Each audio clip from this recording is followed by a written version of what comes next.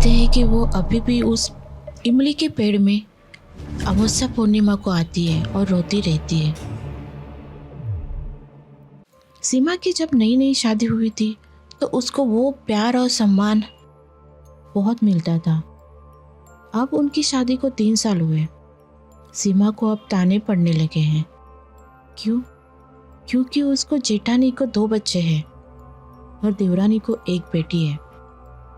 सीमा अभी भी मां नहीं बनी थी। अब घर में बहुत कुछ हो रहा था। उठते बैठे उसको ताने पड़ रहे थे। सीमा ये तानों से तंग आती थी और भरी दोपहर में खड़ी धूप में वो नदी में जाती थी।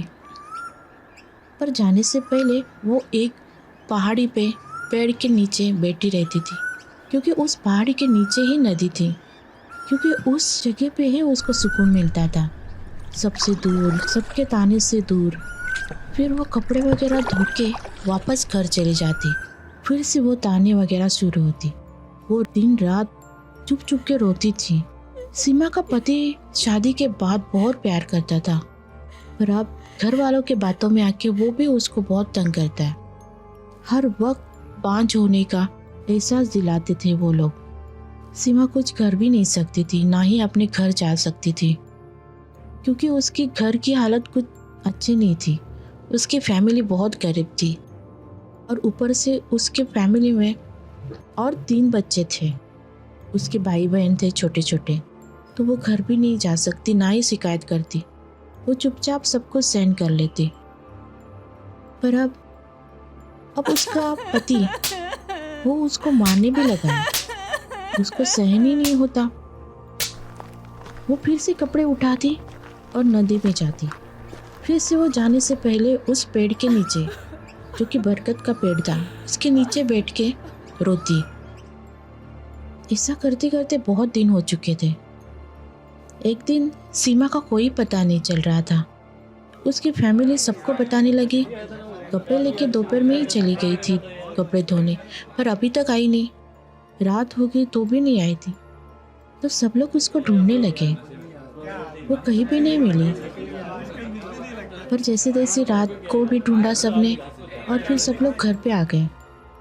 सुबह सुबह जब सब लोग सो रहे थे तो सुबह सुबह एक आदमी उनके घर में जोर जोर से चिल्ला के आया। फिर वो सबको कहीं पे लेके गया। वो उस जगह पे गया जहाँ पे सीमा कपड़े धोती थी नदी में।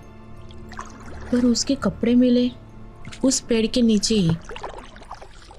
अगर सीमा के कपड़े वहाँ पे हैं तो वो नदी में कैसे चली गई? बिना कपड़ों के तो वो जा नहीं सकती थी। पहाड़ी के नीचे ही नदी नहीं थी, थोड़ा आगे जाके नदी थी। वहाँ पे जाने तक चलना भी पड़ता है। तो वो अगर गिरी होती ऊपर से तो वो बराबर पहाड़ी के नीचे चाहिए थी, पर वो आगे जाके कैसे जा सकती है? फिर गाँव वालों को शक होने लगा। फिर उसके बॉडी का अंतिम संस्कार किया। फिर अंतिम संस्कार के 2-3 दिन बाद अचानक से गाँव वालों को रोने की आवाज़ें सुनाई दी थी। गांव में सब लोग सीमा को मानते थे, बहुत अच्छी थी वो। अचानक से रोने की आवाज़ सुन के सब लोग घबराने लगे, तो वो आवाज़ के पीछे चले गए। देखा तो वो इमली के पेड़ के ऊपर से आ रहे थे। सब लोग घबराने लगे।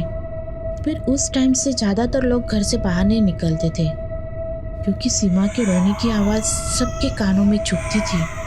एक दर्दनाक चीख थी उसके रोने में। कोई बोलता है कि उसी के घर वालों ने ऐसा सब कुछ किया, उसको धक्का देके वहाँ पे जाके फेंक दिया है। बात सही भी है। नदी में जाके मरी है, सुसाइड किया है, तो उसके कपड़े उस पेड़ के नीचे कैसे होने चाहिए? ऐसा बहुत दिनों तक चलता रहा। कभी अगर रात को उस पेड़ के साइड से भी कोई जाता तो सीमा उसका नाम लेके पुकारती। फिर दूसरे दिन उसकी हालत जो देखनी होती, वो बेड ही पकड़ लेता, वो बुखार से तड़पता। बाद में पता चला कि उनके घर में भी सबको प्रॉब्लम हो रही है। कभी उनके बच्चे बीमार पड़ते हैं। और एक दिन ऐसा हुआ कि उसका पति पता नहीं कैसे पर उसकी आवाज़ ही चली गई। सब लोग अभी भी बोलते हैं कि सीमा है, उसको मारा गया है और वो हर अमावस्या पूर्णिमा को आके रोती रहती है उसी पेड़ में। वो अभी भी वहाँ पे है।